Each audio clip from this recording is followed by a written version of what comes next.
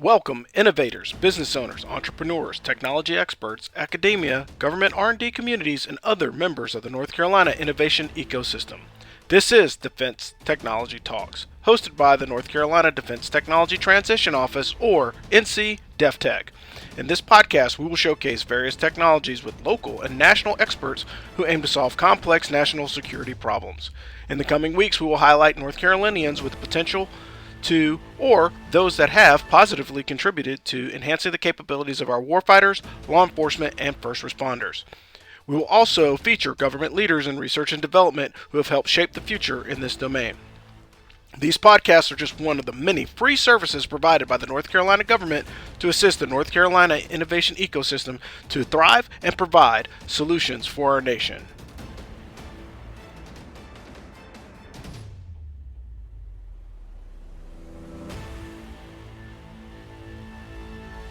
Welcome back, ladies and gentlemen. This is Defense Technology Talks. I'm your host, Rob Robinson. I have Lieutenant General Retired Kenneth Tovo here. His bio will be in the podcast description, so we are not going to dive too far into that.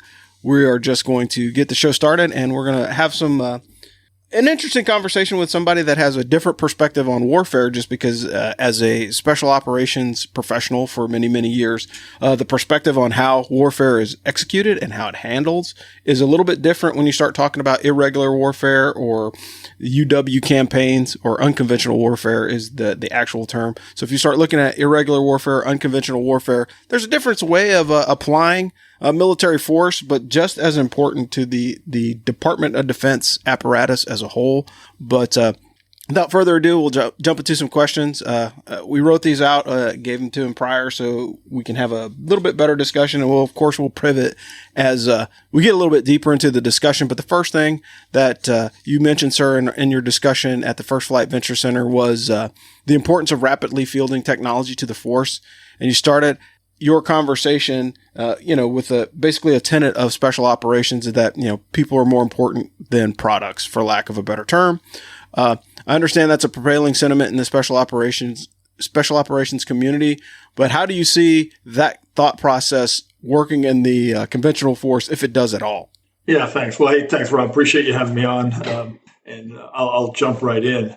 I think that the overall ethos of the U.S. military is foundationally people focused, right? I mean, we strive to recruit high quality people across all the services, people who are committed to the mission. I mean, essentially, it's a key tenet of the all volunteer force that we created in the 70s. And there's a high emphasis on training personnel to perform their job well under the stressful conditions of combat. All that said, in many parts of the military, the focus is on manning a high-tech system. In the Army, it's crewing an M1 tank or a helicopter or artillery or missile system. In the Navy, it's the ship. In the Air Force, it's the fighter, bomber, or tanker. So the technology is kind of central to mission accomplishment. Obviously, you need the right people to man it and operate it. But in many ways, technology is a central piece of things. In I will say much or even most of the special operations community, the person or the team, the group of people are central to the mission.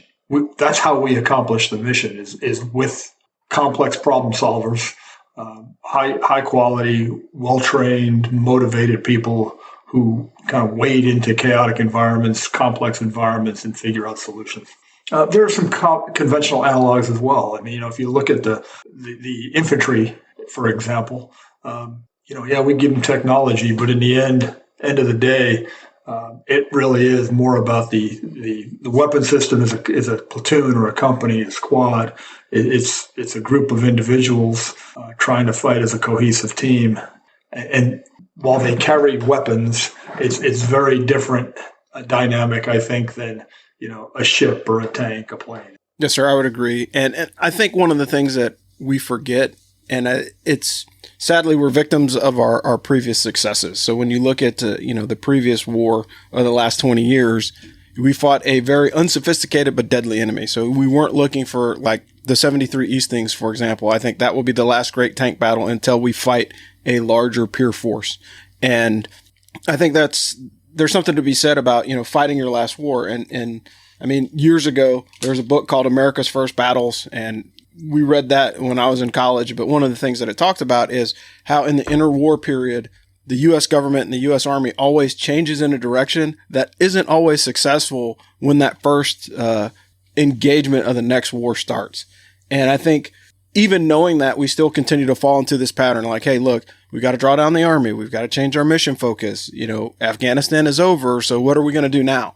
And I think it puts the military at an unsure footing just because, philosophies are different. It's also different with politicians. If you have a Republican, Senate Congress president versus a Democrat Senate Congress president, at the end of the day, it doesn't matter for the soldiers executing the orders of the commander in chief.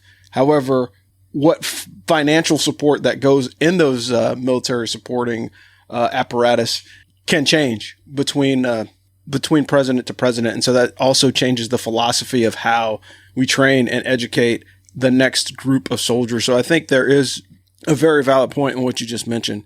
And, sir, I could tell you as a guy that transitioned out of the infantry into electronic warfare, it was a big thing for me is starting to develop that soft and conventional interoperability, because as warfare gets bigger or we go back to a more conventional force on force engagement, the ability for special operations forces, whether that be, the tier 1 guys or the tier 2 guys or whatever, to tie into conventional operations is going to become that much more important, because battle space is going to be at a premium. The spectrum is going to be at a premium. And, one of the things that I have always tried to do is convince, the EW community, because it's a very highly technical field, to get those folks to dip a toe in different types of electronic warfare. So do EW at the schoolhouse, and then do EW for a special forces group or a special mission unit, and then come back to the conventional Army, because having that depth and breadth of understanding makes them better operators when it comes down to, the much bigger force, and also being able to get that peek behind the curtain that you wouldn't normally get if I just stayed in, the 82nd my entire career, or the Big Red 1. But I think soft conventional interoperability is one of the things that has kind of gone away. I mean, we did it by habit in the last war, but I don't think it was very intentional, or as intentional as it used to be in the Cold War. I'd just like to get your thoughts on that. Yeah, I think that, you make a valid point. I mean, each part of the Army or the military has got a different focus and a different mission. And so from a technical perspective, what you were encouraging your EW operators to do is to see a different slice of it. It's certainly valid. I mean, it broadens their understanding of how their skills might be utilized. And it's different when you're supporting an infantry unit than when you're supporting an SF group. The broader point, though, is, this idea of soft conventional force interoperability is a key one. And it was one that was really recognized by senior, at least in the Army, senior Army leadership coming out of the GWAT, if you will, as we've entered this new phase of the operating environment that we alternatively call great power competition or strategic competition. Because I think, you're looking at the leaders of the Army, particularly as I was leaving the Army 2015 to 2018 when I was at Army Special Operations Command.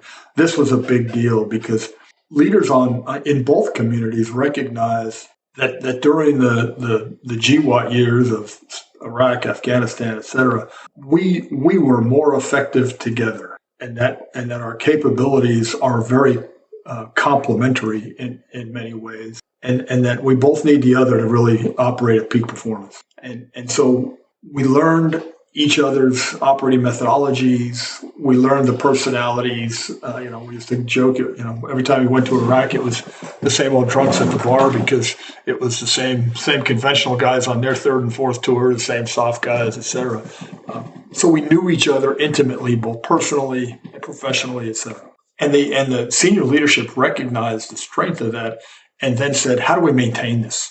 And the initial conclusion particularly from kind of the conventional Army side was, hey, we need to make sure you soft guys are at every one of our National Training Center and Joint Readiness Training Center rotations, because that's, kind of the pinnacle of where we train and test. And so, from a USASOC perspective, we made a big effort to try and meet that demand, which is a pretty significant burden with all the other op tempo. But we were at a place when I changed command in 2018, where we had a soft representation at every one of those events. And between NTC and JRTC, it's 20 some odd events a year, in addition to all the other training we're doing. From our side, though, we really emphasize as well home station unit training, interoperability as well, or opportunities for interaction. So whether it was the folks up at Joint Base Lewis McChord or Fort Campbell or Fort Carson, our major locations, almost all of them have a significant Army conventional presence.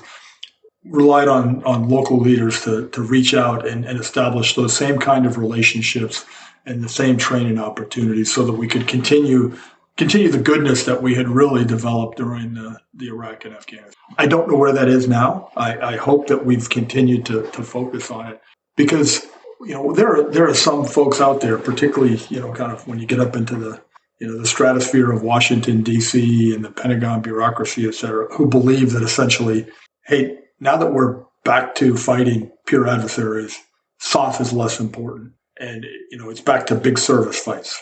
And the reality is when you look at, a couple things. First of all, when you look at the reality and history of strategic competition, it more often manifests itself in asymmetric ways, what we call these gray zone conflicts. Very rarely does it escalate into conventional full-scale war, primarily because everybody loses in that kind of a conflict. They are wasteful. Look at World War I and World War II, just the cost in people and treasure. And no side really emerged a great winner, except World War II. You could argue that the U.S. emerged a big winner. But others bore the burden of that war in many ways. So nobody wants to fight that fight, but they still want to achieve their objectives. And so they'll do it in asymmetric ways in other theaters. And a lot of that will mean SOF effort. So SOF will be important there.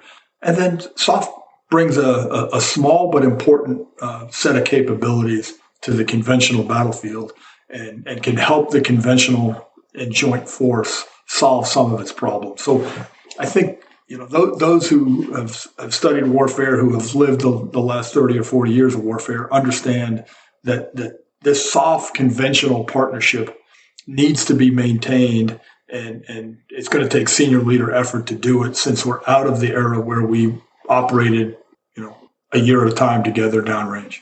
Yes, sir. That's a great point. And it goes back to the whole discussion. And I say this all the time, your network is your net worth. And that's kind of in the business sense, but it's also the same when you're in uniform. So if you have the ability to pick up the phone and, if you're the conventional guy, you pick up the phone and you call the task force LNO and it's somebody that that you serve with either at, home station or at one of these training events like you mentioned, and there's that kinship and rapport and trust that's there, hey, you might get some assets that you wouldn't normally get by being able to communicate with the task force team because, hey, look, if you guys aren't busy tonight, I'm going to cut you a line of ISR because I'm not busy, but can I get, one of your lift assets to move something off of a fob or secure a convoy or something to that effect? Because again, we're all in this together, and the sooner that we realize that, the better off, as an organization we're going to be. And back to your previous points about large platforms, in those large platform battles, when all that stuff is going on, like if you got planes and fighting planes or tanks fighting tanks or ships fighting ships, the other part of it is there's still people involved. And so if you could find a group of folks like an ODA team that can go out and disrupt things early or do targeting or provide intelligence or work human sources or whatever it is that you can do to enhance the conventional force's ability to target and fight its mission, the better off you're going to be. And I think a lot of people of my contemporaries, in the conventional side, were like, I don't know if I want to use those guys, and they say that in that sense because, oh, well, those guys are cowboys. It's like, well, it's not that they're cowboys. They just have a different mission set and a different set of rules that they operate under. But again, it's all the same team. And it also goes into jointness as well, particularly like when you start talking about use of pure competition.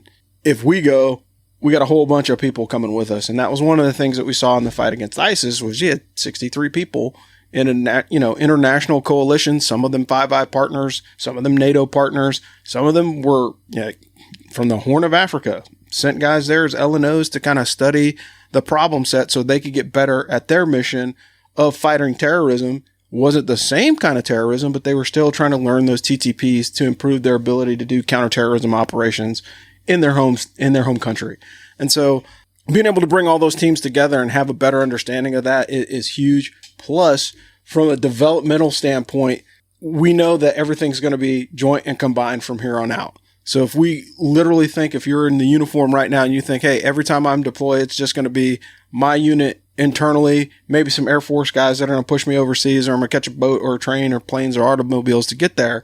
But when you show up, you will definitely have a liaison team of some sort operating with you. Ask the guys in the 82nd or ask the guys from 18th Airborne Corps that are currently, supporting operations in Ukraine, from Poland. Like, we're teaching, training, and we're doing a very soft-like mission, even though we don't have soft operators actually assisting with that mission set from the very beginning. But the other part of it is just making sure that people understand joint combined is the way that we're going to go from now and into the future. Speaking of into the future, that kind of jumps on to the next point of the book from Peter Zehan that you had mentioned. And I started looking up those books. Haven't gotten a chance to read any of them because they're so robust. But the whole discussion of the future of world affairs, or the current state of world affairs and technology on the battlefield, I think those books are imperative for everyone to read. I did read the book called The Kill Chain, which was important. And I think that's another one that you could add to that list. But those 5 books would be very, very important. But I'll pause there and kind of let you expand on the Zehan books, and just what are your thoughts on those books as an author and as a professional military leader? How important is it to have a better understanding of the battlefield, whether it be today or in the future? Yeah, thanks. Hey, I'll give you a few different books. I'm a big believer in education. Our sum total of ability to problem solve when we hit a complex problem is a function of our own previous experience, what we've learned in training, and then our educational background. And so, as you look at this whole new national security environment we're facing, I encourage all those I talk to and mentor, hey, you've got to figure out how to shorten that learning curve that's inevitable. You mentioned America's First Battles, and generally the lesson of that book was a study in unpreparedness and our ability to react quickly over time and kind of get where we should have been at the start of a war or a conflict, and rapidly close the gap. But part of the way I believe you limit that gap between what you think you're getting ready for and then what you're actually confronted in a new situation is education and the study of history. And when I spoke up in Raleigh, I talked about the Peter Zehan books. The 2 that I've read, it's got 4 out there. I read 1 and 4. The first was The Accidental Superpower, which is really a great historical lesson, even for those of us who think we know American history, in how America became the world superpower. And his view or his lens that he uses to analyze things is very much focused around demographics, populations, and then geography. And so in that first one, he kind of lays out all the reasons that the U.S. has just a phenomenal set of geographic and demographic advantages that led us to being a superpower. And then he kind of goes around the world and he analyzes from the same lens a lot of the other key players in the world and highlights some of the challenges they face. And he does a little bit of that same thing in his 2022 book, The End of the World is Just the Beginning, but it's much more contemporary. Obviously, it's written 8 years later. But the other piece of it is he really focuses on this idea of China as the kind of the China-U.S. relationship is the central aspect of the current and future operating environment. And he paints a different picture, I would say, than some of the things that people are talking about. The inevitable rise of China, how they're inevitably going to replace the U.S. as the superpower in the world, and kind of gives all the reasons why he does not agree that's going to happen. But I think also talks about the fact that just because they may be a peaked power, and that's his thesis essentially, and one with significant vulnerabilities at that does not mean that there's not a high danger of conflict. Anyway, I think it's one of those things, if you're interested in the world we live in now and trying to understand, that is definitely a pair of books to read.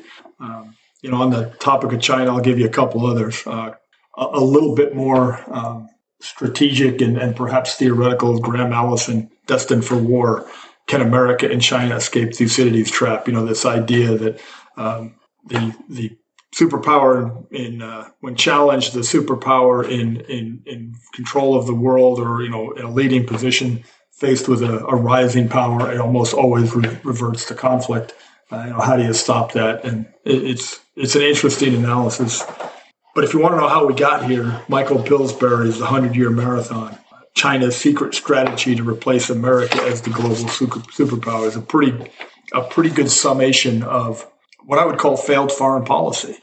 He was actually an advocate of this idea that if we embrace China and help them rise, eventually capitalism will moderate the Chinese Communist Party's authoritarian government. And essentially he concludes, hey, that's a failed strategy, failed hypothesis. And we need to change how we address China. You mentioned Christian Brose and The Kill Chain, I think is a great book to identify, particularly for your business leaders. It highlights some of the technical challenges we face, which you could look at from a business perspective as opportunities for business. Because in the end, the key of technology is what problem does it solve on a battlefield? And I think Brose does a pretty good job laying that out. He was intimately familiar with the military acquisition system. So one of the other things he does is kind of lay out all the challenges of the current DoD acquisition system, which are also a pretty good primer for business to understand the obstacles that'll be in there. And then the last book I'll give you, for those of you who are into a little bit more of a fictional approach or what we call useful fiction, Ghost Fleet by P.W. Singer and August Cole, essentially is a futuristic set in 2026 conflict between China and the U.S. that incorporates a lot of the current technology and highlights how technology might impact a future battle. So I think all of those are well worth reading to understand this technological world we live in, the rise of China, how that can impact our lives, and sort through all the things they see on TV day in day out. Yes, sir. I think that's one of the things that we all have to understand. I think lifelong learning is important, and it's super cliche to say this, but those who don't know history are doomed to repeat it. And I think if we don't take the opportunities that we have, given like all the contemporary authors and former, government people that are writing on these topics that are current, but also impact the future directly, is we're missing out on a really great opportunity to improve as a force, but it's also self-improvement as an individual to understand these things better. Because as you said, if I'm a business that does artificial intelligence or machine learning or, unmanned systems, how do I get to the point where I'm viable, where the government will take a look at me for purchase or services or whatnot? But I think there's a huge part. You'll often. Oh, sorry. Go ahead. No, I was going to say you often hear this cliche that the military always fights the last war, and to some extent, if you think about it, that's a function of we're all victims of our experience.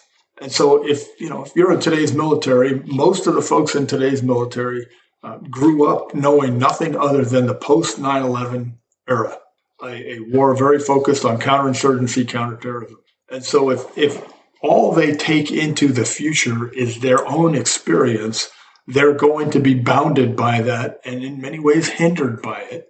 A lot of what they experienced will be valid going forward, but there's a set of experiences that they have not had, and the only way they can gain those experiences is through the study of history, because there really is, nothing new under the sun. I mean, we're living today in a world very much like the one I started out my military career in, when we were pitted against the Soviet Union. So we've lived great power competition before and peer competitors, et cetera.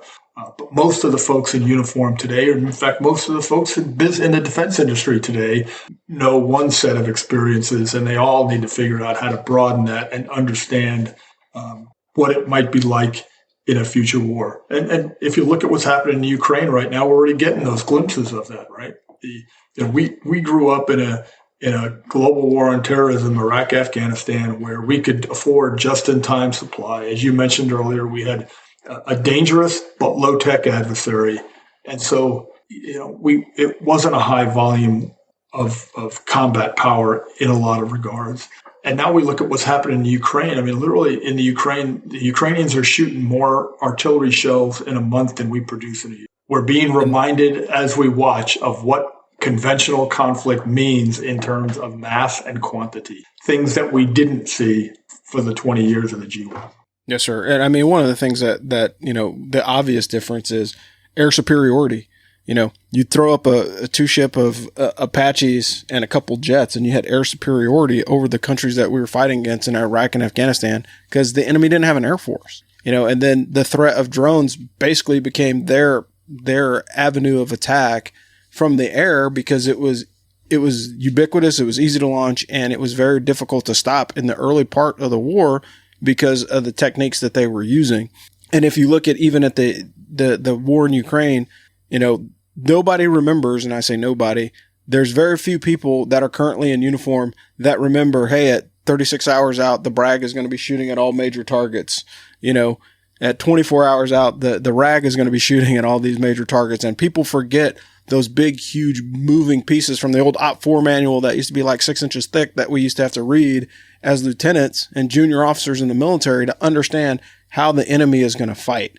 And that change of knowledge, it didn't happen fast enough. One, because we were so engulfed in the last 20 years of fighting GWOT. But the other part of it is I didn't really have time to study, what the Russians were doing because I had to be careful of where the next IED was coming from or where the next threat was coming from. So, of course, priority of education is survival, of course.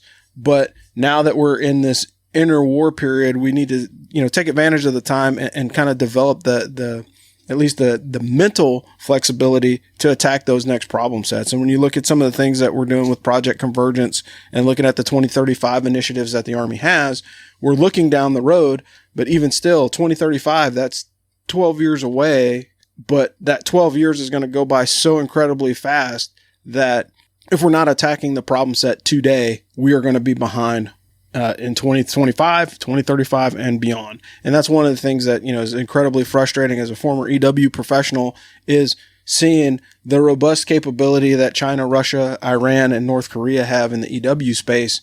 And then hearing that, the Army does have a plan for ground EW, but it's only going to be fielded to the following 3 units over the next 15 years. Well, that doesn't help if we go into a full-scale peer-on-peer battle that has a robust capability in the electronic warfare space. And for those of you guys that don't know, cyber ISR is a thing. People are conducting surveillance, people are conducting messaging and PSYOPs campaigns on a daily basis. I say this all the time, and I'll say it one more time. If your kids are on TikTok, please get them off. TikTok is a Chinese weapon. Period, point blank. It may be entertaining, it may be fun, but, there's also science that proves like the longer your kids check into social media, regardless of what platform it is, the more harm that it does to them. So, unpaid political announcement, but monitor what your kids are using on their apps because those apps will pivot into other things. It's like everybody always asks like, man, I was talking to my wife the other day about new running shoes. And the next thing you know, I logged into my Gmail account or I logged on to Google and like the first thing that pops up in my search is running shoes. Well, that's the AI listening to you. And those of you guys that have Wi-Fi on your home network, any computer that's attached to that router is going to have the same kind of feedback. Now imagine if you allow the adversary entry into your personal private network through an app on your kid's phone. And I will pause there, sir. But what are your thoughts on just like the growing sentiment of the cyber initiatives that are going on out there? And how do you think that would impact the current operations or even future operations for special operations?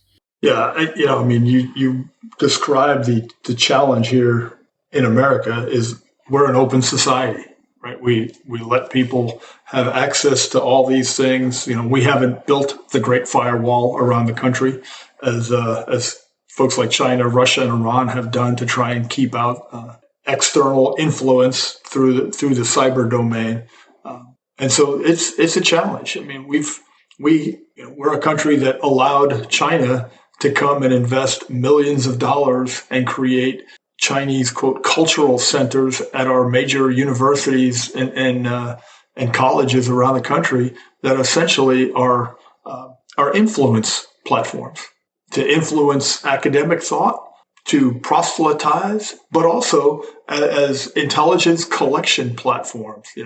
Everybody's focused this weekend on a balloon that flew over and is likely has collected and sent back to China significant collection data.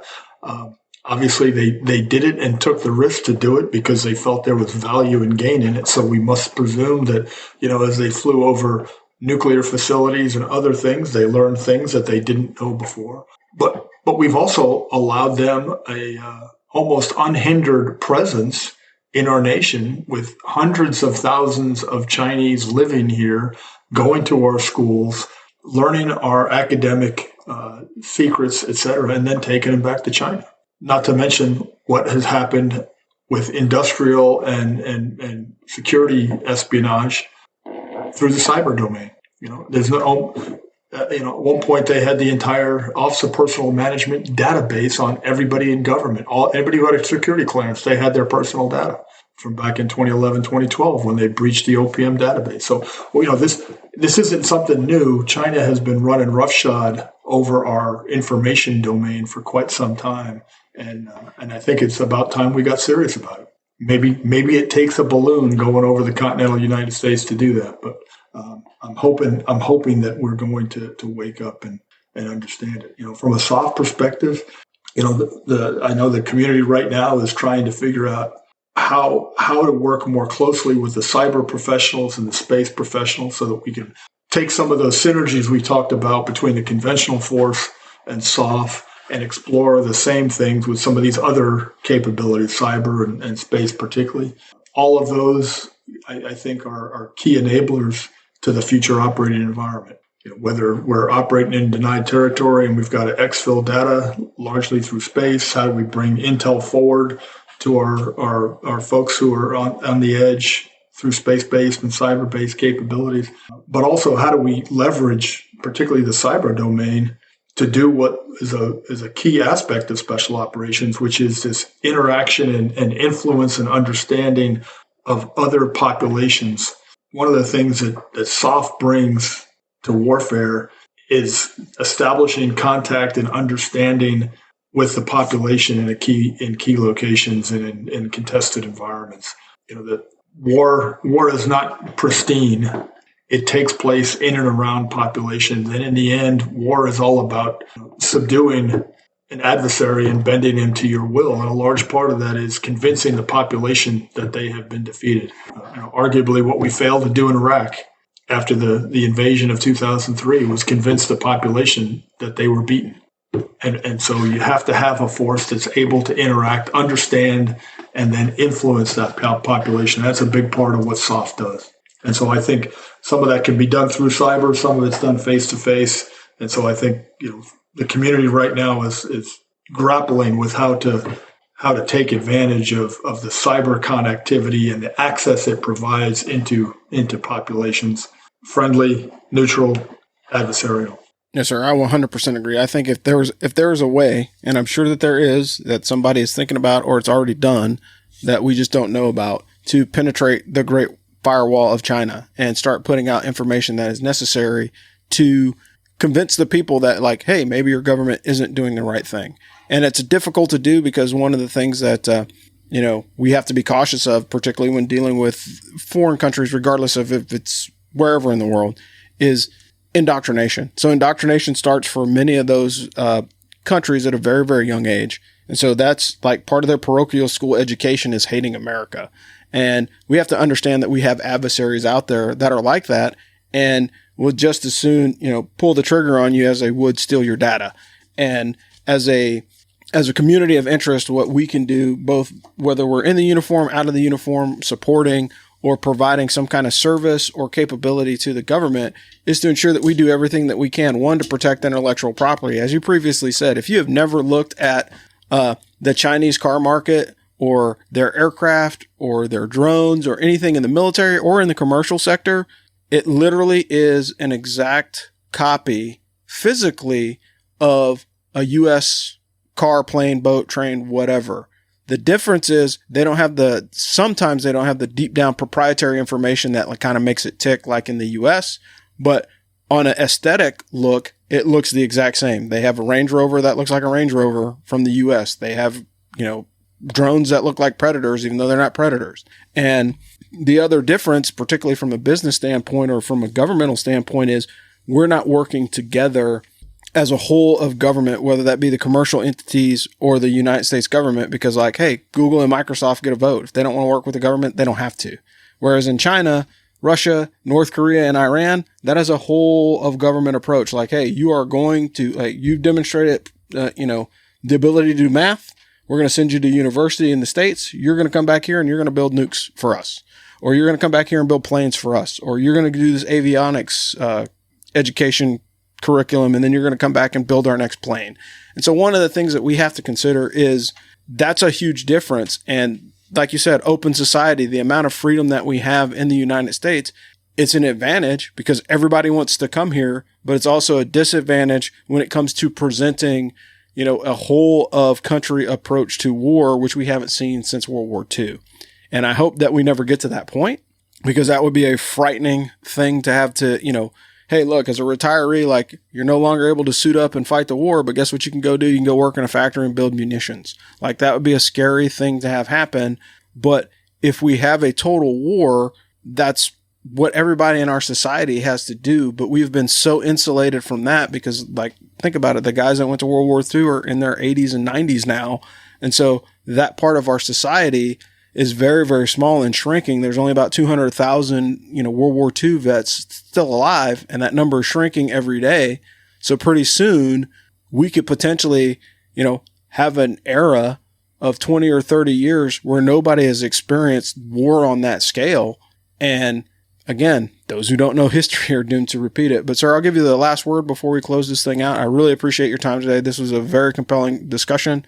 But if there's anything that you're doing or any organizations that you're supporting or agencies, please here's your chance to give them a plug, and we'll close this thing out. And I appreciate your time today. Thanks. Yeah, thanks. And I've enjoyed the conversation, Rob. I do think, my call to your listeners would be, we are in a dangerous time. You do need to understand the forces of history that are driven. One of the things out of the Peter Zehan books that talks about is essentially from World War II on, we've lived in a period of unprecedented world peace. Now, of course, it doesn't seem like that sometimes because we've bounced from one, quote, small war to the next. But it really is unprecedented. But it's not guaranteed for the future. And so I think people have I think Ukraine being invaded by Russia woke some people up. But I think we're still somewhat complacent in our approach to things and need to understand that the world is dangerous and it's getting worse, and particularly with regard to China and a lesser extent Russia. We need to get serious about the competition and potential conflict that faces us. Since you gave me the opportunity to plug, I will. In my free time, I chair the Green Beret Foundation, a nonprofit focused on supporting Green Berets, past, present, and their families. And would, if you're looking for a charity out there to support, I'd ask you to consider the Green Beret Foundation. We're doing great stuff for some of America's finest citizens who literally are day in, day out around the world, 70 countries, doing the nation's business, and they're on the leading edge of the U.S. military around the world. So with that, thanks for the opportunity, and look forward to another engagement at some point in the future, Rob. Awesome. Thanks, sir. And again, this is Rob Robinson for Defense Technology Talks, coming at you from the North Carolina Defense Technology Transition Office, or DEFTech, and for Lieutenant General Retired Ken Tovo and myself. We really appreciate your time today. Hopefully you learned something. If you didn't, there's going to be a whole bunch of links in the podcast description so you can read more about some of the topics that we covered. And don't be afraid to explore something new. If you're a small business and you're not decided on whether or not you want to work with the military, give your DefTech team a call and we can help kind of vector you in and give you some opportunities that may be helpful. If you're currently doing business with the government, please reach out because we're always looking for teaming partners. And last but not least, we thank you guys for your time today, and we will talk to you guys next time. Thanks. Thanks for listening to this week's episode of Defense Technology Talks, hosted by the North Carolina Defense Technology Transition Office, or DEFTEC. The full version of this presentation has been uploaded to our Mobilize platform. Mobilize is another free service that we provide to access more national security business and collaboration opportunities. You can also sign up for more information at deftech.nc.gov. Join us again soon for our next podcast coming to a platform near you.